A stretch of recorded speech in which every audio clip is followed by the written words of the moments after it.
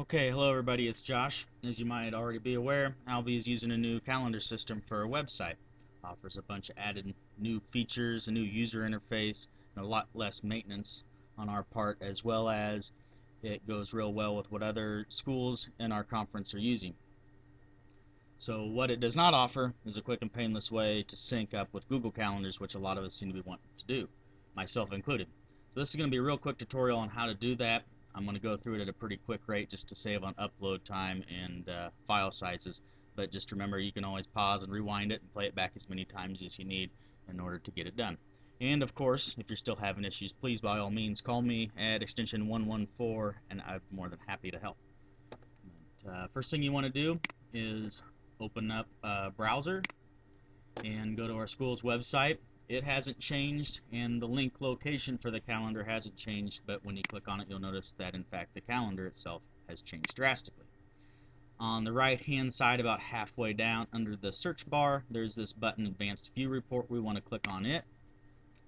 It'll open up another window, and we want to kind of make sure that everything that is clicked or can be clicked is clicked, and you'll notice that there are a lot of sub-calendars within our calendar system, and Tabitha at the high school has gone to great lengths to populate all those. But if for whatever reason you decide that you don't need all of the calendars that are being synced to Google, you can go through and select which ones you want and just sync those. But I think for most people, syncing them all is going to make the most sense.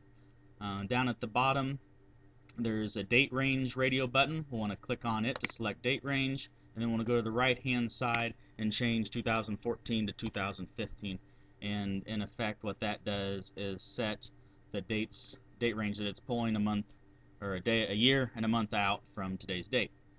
So we'll generate report, click on that button down at the far bottom, and that'll pop open one of many windows that are going to come at us. In the top right corner is a subscribe link. We want to click on that, open up another window, and we're going to sync with Google, of course, and you can go with Outlook, or if you have Apple's iCal or a Mac OS device, iOS device, you can use that as well. But we're going to use Google because it's the best, and we'll highlight in blue this URL that we want to copy. You can either Control C on your keyboard or right click copy, and we'll close out that window after we have it copied to the clipboard, and we'll close out the rest of them that have popped up. Then we want to go to Google, just type in google.com, and make sure you're logged in under the email address that you want the calendar to sync up with. Myself, I use multiple email addresses, and I imagine some of you do as well. So make sure you're under the right one. Click on the Google grid and click on the calendar icon. That will pull up the new calendar. Now, I already have it displayed on mine. Just for future references, if you ever want to get rid of it and find a different one, or for any calendar for that matter, just click the down arrow on the calendar and hide it from the list. But I'm going to add it back, so I'm going to click Other Calendars and click the down arrow, Add by URL, and paste in that one that we copied to our clipboard and add it. It might take a little bit for yours to populate. Up here in the right hand corner, when I first added it, it said loading for 2 or 3 minutes. Just to make sure that everything has worked for you, go over to your mini calendar view and go into the future. Let's go to the middle of next year and click on a day, and just make sure that that populates as well.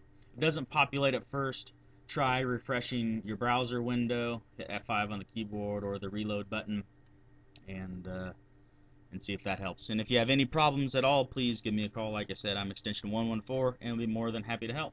Have a good one.